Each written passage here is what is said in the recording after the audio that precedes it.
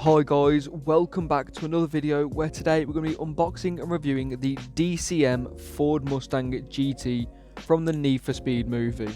Make sure to watch the end as these diorama shots are absolutely incredible and this model looks so realistic. But without further ado, let's jump straight in.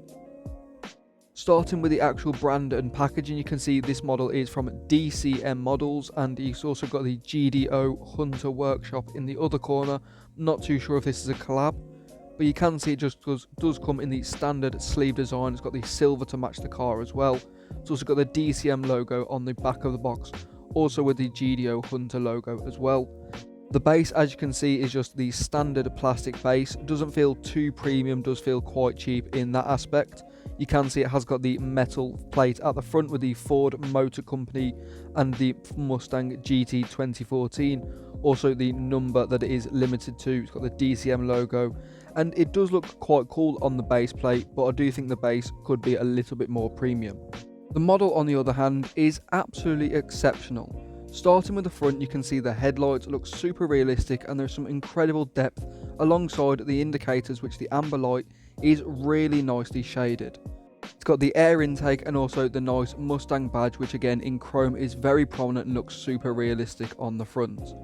The wheels on the back also do roll, but they are on the front, they are stuck.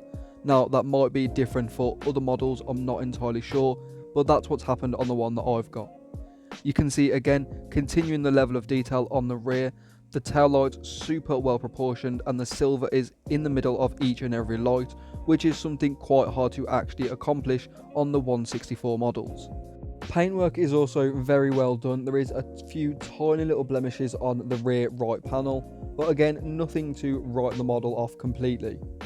You can also see there is a little bit of detail on the interior, including the dials and also the steering wheel, which I think is absolutely phenomenal, as again they're just going above and beyond to make this model look even more realistic.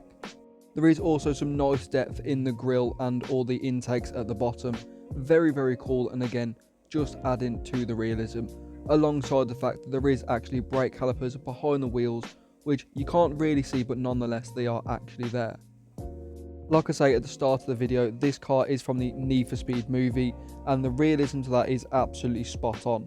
Like I say, the wheels are really realistic and again the colourway is spot on with the blue stripes and the silver colour.